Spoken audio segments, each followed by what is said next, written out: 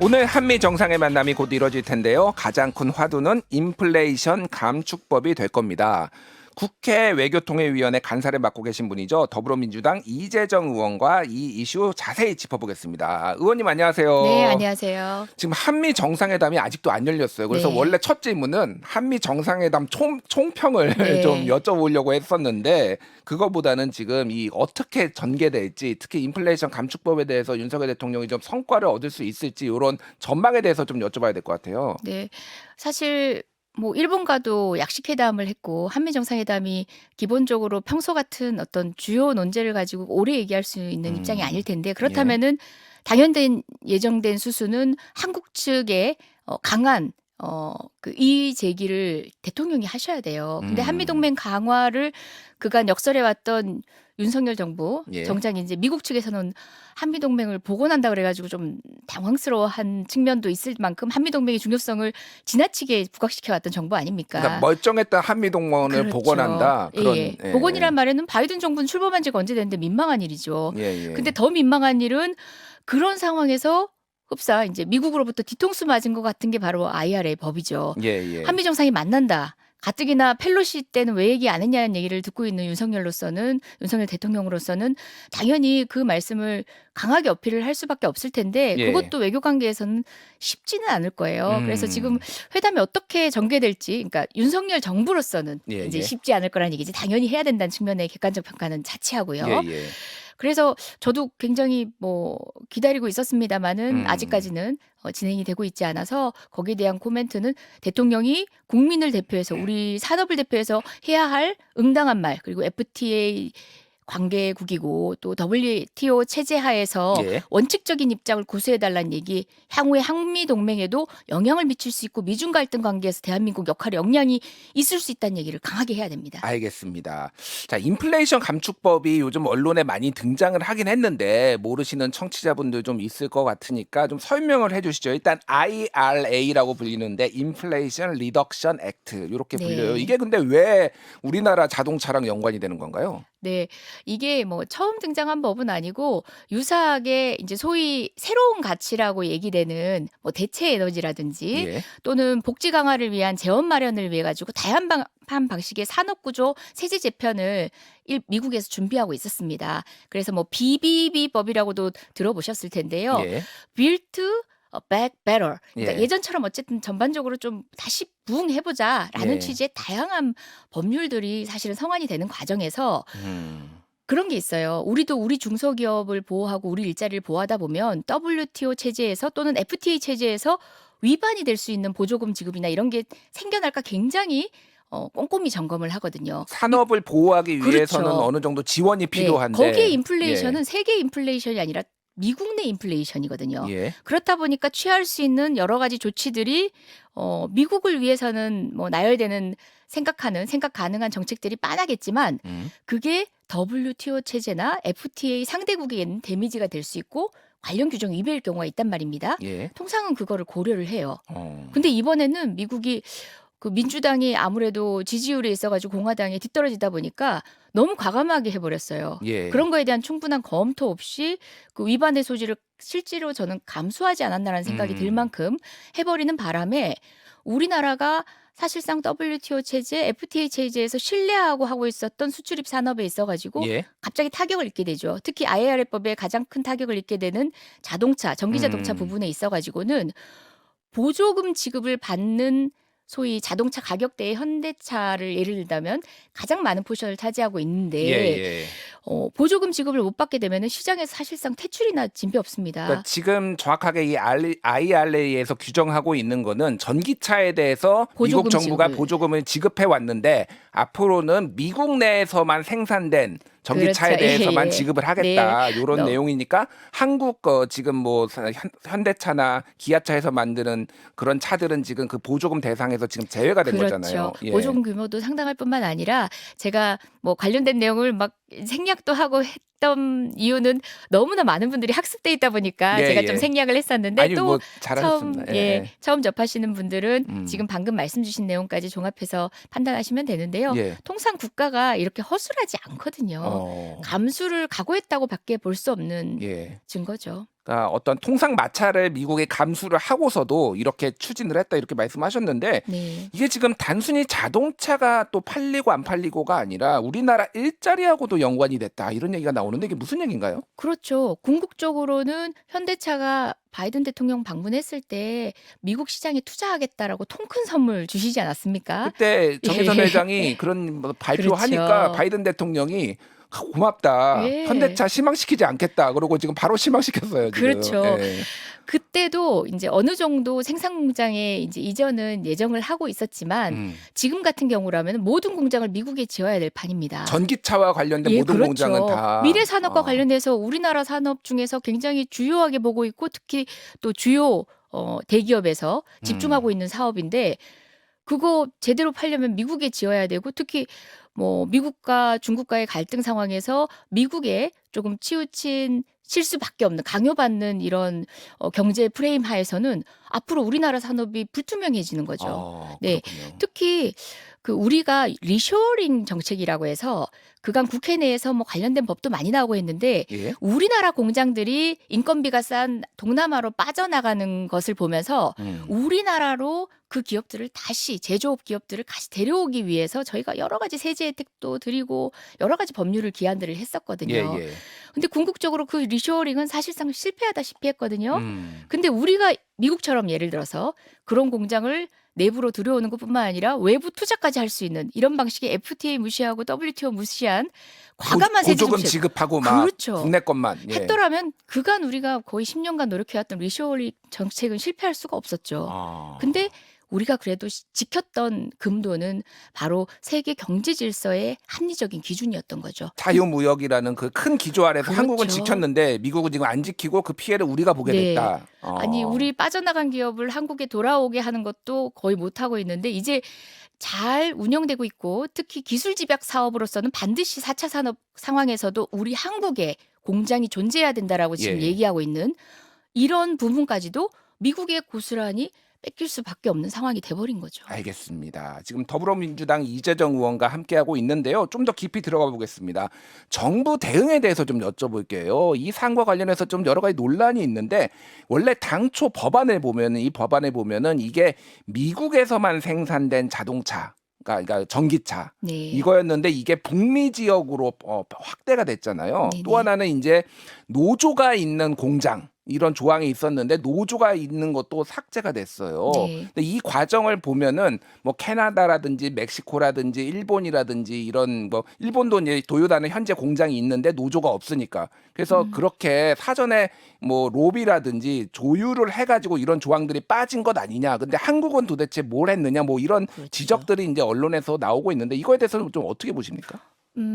우리 정부에서는 우리 정부도 나름대로 역할을 했다라고 하지만 외부의 지적이 정말 온당할 뿐만 아니라 이번 한 케이스에 국한된 것도 아닙니다. 한 케이스가 아니라고요? 예, 그간에 미 의회를 상대로 한 그리고 또 미국에서 상정되고 있는 법안에 대한 집중적인 어떤 모니터링이나 이런 부분은 일본하고 대한민국은 비교가 안 돼요. 물론 이제 외교부 역량이라든지 기타 할 수 있는 예산의 역량도 사실 비교가 안 될 만큼이긴 하지만 예. 그렇다 손 치더라도 주요 법안 위주로 테이블 위에 올라갔는지 통과될 가능성이 있는지는 굉장히 우리 국회도 알겠지만 하룻밤 사이에도 바뀔 수 있거든요. 예.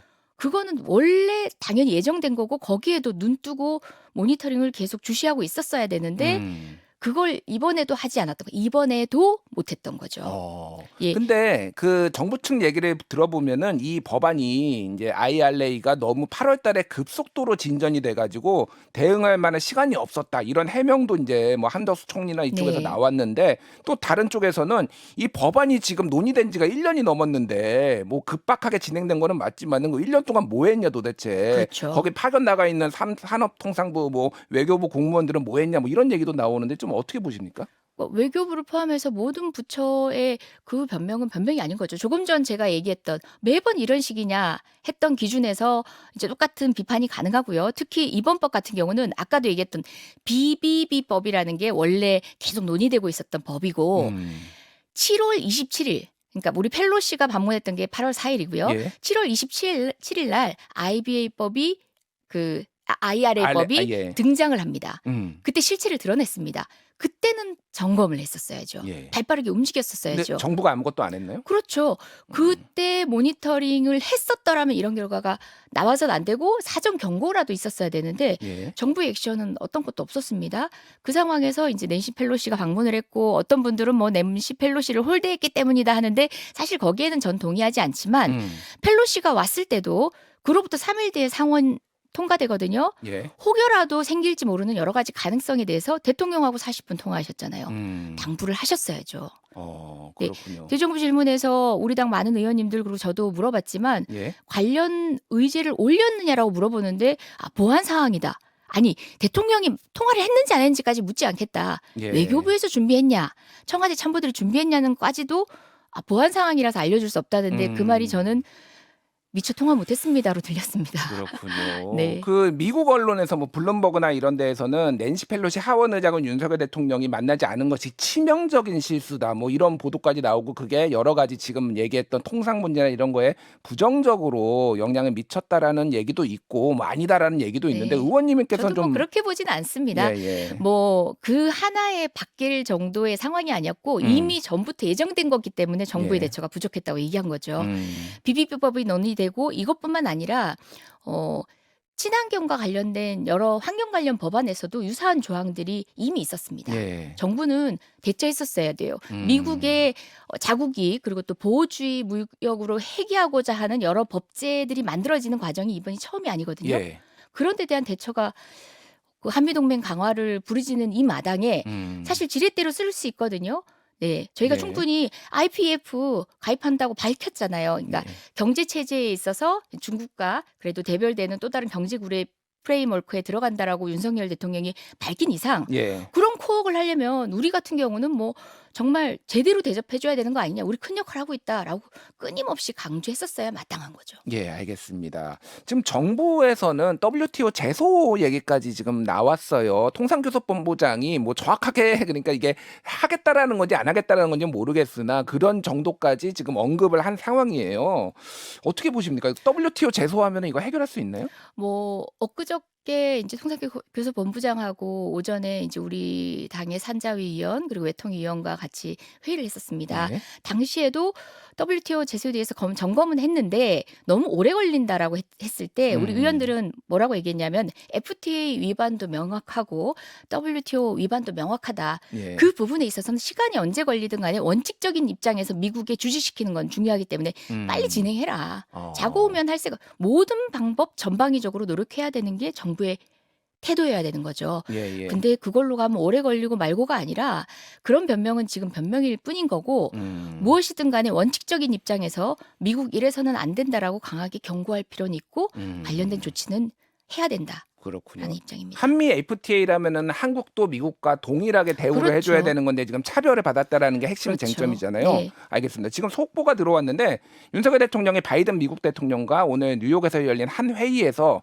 약식 회동을 했다고 하고요. 네. 박진 외교부 장관이 윤석열 대통령 옆에서 함께 대화에 참여를 했는데 윤석열 대통령은 인플레이션 감축법에 따른 한국산 전기차 불이익 가능성에 대한 우려를 전달을 하고 좀 관심을 가져달라고 요청을 했다라고 합니다. 뭐 현재까지는 여기까지만 나온 네. 상황이에요. 좀 어떻게 보세요? 한번 지켜보겠습니다. 분명히 한국이 미중 사이에서의 어떤 선택을 강요받는 상황에서 윤석열 정부는 기꺼이 중국과 디커플링 할 것처럼 디커플링 다시 얘기하면 예. 입장을 달리할 것처럼 예. 우리 무역 의존도에도 불구하고 굉장히 단언해왔던 정부 아닙니까? 그러면 미국에게 더 당당히 요구할 수 있어야죠. 예. 우리나라 동맹 맞냐? 그게 안보 동맹이라면 같이 샀을 동맹에까지 같이 가자며. 예. 근데 우리 이렇게 해놓고 나면 우리나라 국민이 동의 안 한다 정도까지 얘기해야 돼요. 저희 알겠습니다. 국회의원들이 공교롭게 저를 포함해서 그 이제 대통령이 서명한 이후 20일부터 8월 예. 20일부터 미국에 방문 중이었거든요. 예, 안 그래도 그거 여쭤보려고 그랬어요. 정진석 국회 부의장 함께 등등해서 가셨습니다. 여야가 함께 방문을 네네. 했잖아요. 그때 어떤 얘기가 오고 갔고 성과가 좀 어땠는지. 여야 할 것 없이 강하게 얘기한 부분이 방금 제가 언급한 이 영역입니다. 이렇게 따지면 IPF 인도 태평양 경제 프레임워크에 참여하고 있는 우리 정부도 민망해진다. 강하게 한미 동맹을 강화하고 보다 긴밀한 협력을 해가려고 하는데 우리 국민들이 지금 엄청 분노하고 있다. 예. 그리고 실제 이제 그 NSC 관계자라든지 한국 측으로부터의 분노 outrage라고 표현했거든요. 음. 잘 알고 있다 했는데 그때가 한 20일 남짓이었을 때요. 21일. 예. 그때만 하더라도 정부 측에서는 딱히 액션은 없거든요. 그때의 음. 분노는 바로 언론에서 그 상원 통과 이후에 지속적으로 우리 언론인들 그리고 또 예. 방송을 통해서 거듭 보여주셨던 이제 문제점 지적 그리고 또 우리 국내 여론들이 미국 실무진들에게 전달된 건 사실인 것 같았습니다. 알겠습니다. 굉장히 지금 퍽이나 예. 놀랐던 것 같고요. 예. 다만 충격적인 거는 그 제가 미국 국무부 장관 앤디 셔먼을 만났는데 예. 모르고 있었어요. 이 오. 법이 왜 한국에 영향을 미쳐 하는데 아. 어제 우리 총리님은 아니 웬디 셔먼은 역할이 다르다 하는데 예. 아니에요. 미국 국무부 장관은 외교, 안보, 총체적인 국무부의 모든 일을 다 책임지고 있고 이 문제는 산업 영역만 포함된 게 아니거든요. 지금 그렇죠. 설명드린 것처럼 예.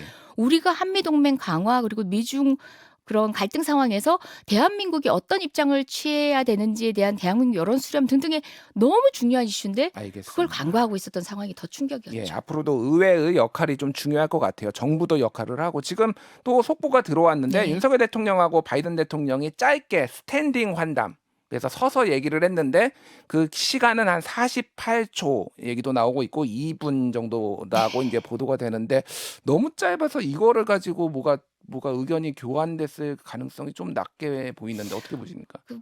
면피를 하고 오신 건가 이런 생각이 아, 면피를 하고 그냥 오셔야 되는 상황인가. 물론 그 현장에서 이런 정상 간의 회담을 이제 만들어내는 거 어레인지하는 것도 쉽지 않은 것 외교 현장의 상황도 이해를 합니다만은 예. 국민들의 기대에 충족시켜 줄 만큼의 음. 차선은 선택해야 되지 않나 싶은 면에서 지금 예. 전해진 속보는 좀 아쉬움이 있네요. 알겠습니다. 저 마지막 질문으로 지금 안건이 이것만 있는 게 아니라 여러 사실 현안이 있었어요. 네, 그 중에서 네. 하나가 이제 한미 통화 스와프가 네. 이제 필요하다. 지금 환율 안정을 위해서 그리고 미국이 한국이 혈맹이다, 동맹이다 그렇다고 맞습니다. 한다면은 그리고 이명박 정부 때, 문재인 정부 때도 사례가 있으니까 해줘야 되는 거 아니냐. 근데 좀 어떻게 보십니까? 맞습니다. 지금 IRA법이 지렛대가 될 수도 있는 거예요. 이걸로 어. 우리 국민들 실망시켰다. 그러면 통화수화부 정도는 해라. 예. 라고 우리는 수많은 지렛대를 가지고 있어요. IPF 음. 참여했죠. 그것도 IRA법으로 뒤통수 맞았죠. 예. 그런 것 같으면 우리 대통령은 뭐 스탠딩이 아니라 뭐 진짜 물구나무를 서가지고 대화를 했더라도 예. 할 말이 충분했고 짧은 시간 안에도 표현할 수 있었습니다. 알겠습니다. 예, 오늘 여기까지 말씀 듣겠습니다. 죄송합니다. 더불어민주당 이재정 의원이었습니다. 의원님 감사합니다. 네, 고맙습니다. 김현정의 뉴스쇼는 시청자 여러분의 참여를 기다립니다. 구독과 좋아요, 댓글 잊지 않으셨죠?